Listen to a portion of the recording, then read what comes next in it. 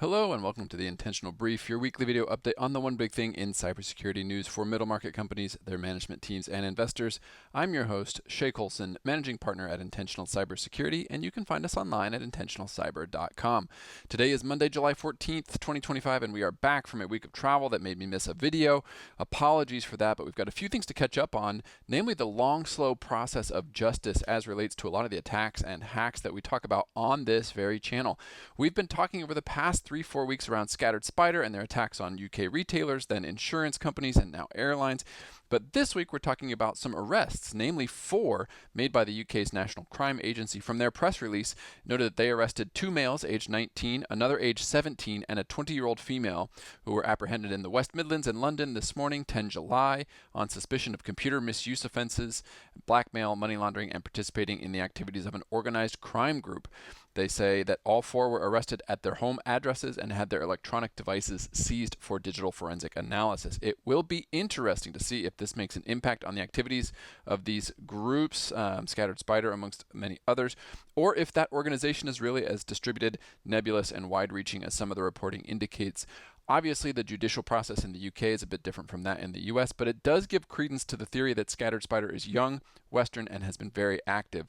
The UK authorities weren't the only ones making arrests, however, as the Italians acting on behalf of the United States arrested Zhu Ziwei, a 33-year-old Chinese national, when he was there on holiday. According to the press release, quote, Zhu and his co-defendant PRC national Zhang Yu, 44, are charged in a 9-count indictment unsealed today in the Southern District of Texas for their involvement in computer intrusions between February 2020 and June 2021, including the indiscriminate HAFNIUM computer intrusion campaign that compromised thousands of computers worldwide, including in the United States. Zhu was arrested in Milan, Italy, and will face extradition proceedings, unquote. While this isn't exactly swift justice from February 2020 to July 2025, it does demonstrate the long-running view that is sometimes necessary in combating these threats, and it also comes at a time when we continue to see these threats be a very real thing, particularly from an intelligence gathering perspective. Again, HAFNIUM in many cases was charged or was thought to be seeking COVID-19 information in terms of both response, vaccines, and other things. And just on Friday, CNN reports that powerful DC law firm Wiley Rein has been breached by another set of Chinese threat actors looking to target information that might be helpful to their government on both trade and Taiwan. It's also worth noting, I think, that this is not the first time that Wiley Rein has been targeted by Chinese threat actors. A publication from the American Bar Association in 2020, also to tie back to this COVID risk, notes that Wiley Rein was breached by Chinese threat actors as far back as 2011, so difficult day for them, I'm sure. As with many breaches, we're missing details, but it is possible that Wiley Rein fell victim to what's being dubbed Citrix Bleed 2, a vulnerability in Citrix systems so severe that last week when CISA added it to their known exploited vulnerabilities list, they gave federal agencies 1 day to patch this vulnerability.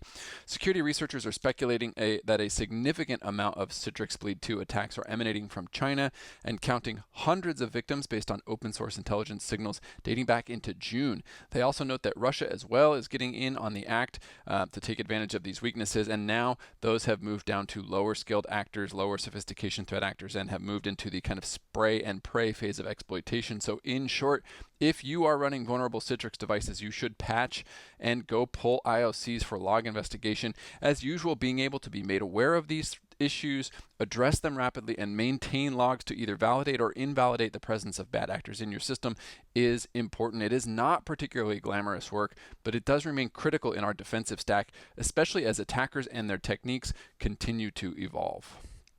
From a fundraising perspective, a solid week to get Q3 underway with nearly $20 billion in newly committed capital, including a couple of very strong debut funds. The first, Blue 5 Capital, a Gulf-focused PE firm, raised $2 billion for their debut fund, and Haveli Investments, a software-focused PE firm, raised $4.5 billion for their debut fund, per the Wall Street Journal. On top of that, we saw Blackstone announce a new $20 billion private credit vehicle, which seems to be an area of focus for private capital these days, what with the oft-delayed IPO. So keep an eye on those spaces. As a reminder, you can find links to all of the articles we talked about in the comments section below. You can find back issues and written transcripts of these videos at intentionalcyber.com. And we will see you next week for another edition of the Intentional Brief.